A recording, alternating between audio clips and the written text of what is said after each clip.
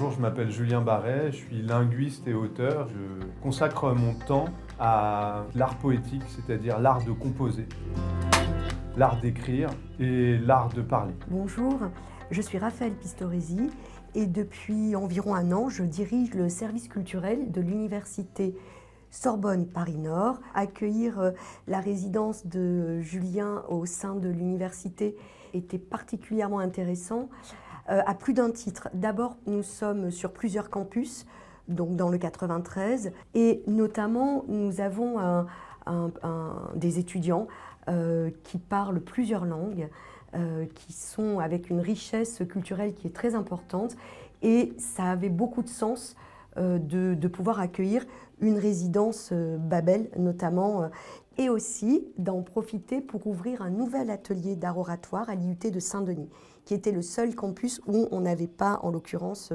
d'atelier d'éloquence. Donc le campus francophone a proposé des résidences dont je suis lauréat, ça s'appelle des résidences Babel, pour proposer, dans le cadre de l'université Sorbonne Paris-Nord, avec ses différents campus, de fédérer les différents événements, les différents dispositifs d'art oratoire, et de faire un podcast sur la langue qui est parlée par les étudiantes et les étudiants des campus de la fac.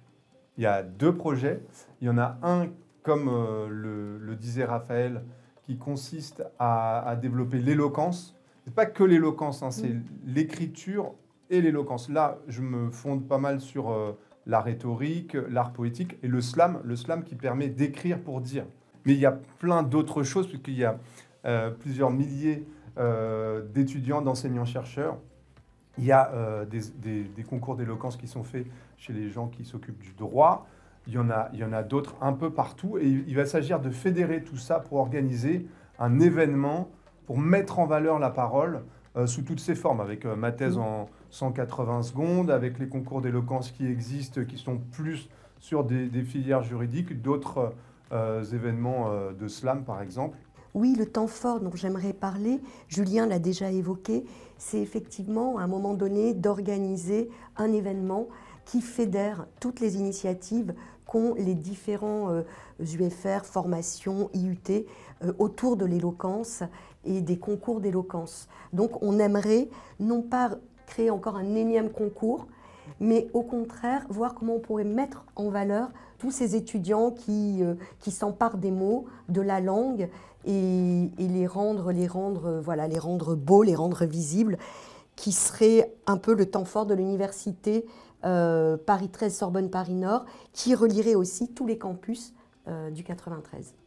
La deuxième mission que j'ai, elle consiste à proposer un podcast qui fait suite à un autre projet que je mène entre le Cameroun et l'Île-de-France et bientôt en Côte d'Ivoire, qui s'appelle « Apprends les bails, y a les ouais », qui consiste à mettre en valeur les variantes du français parlé en Afrique centrale de l'Ouest, et voir les allers-retours qui peuvent s'opérer entre l'Île-de-France, la Seine-Saint-Denis et l'Afrique, pour promouvoir les nouvelles variantes du français. Parce qu'il y a une inventivité, une créativité qui est très forte en Île-de-France et en Seine-Saint-Denis. Donc on va entendre dans un podcast la langue, les expressions, les nouveaux mots, les nouvelles manières de parler des étudiantes et des étudiants.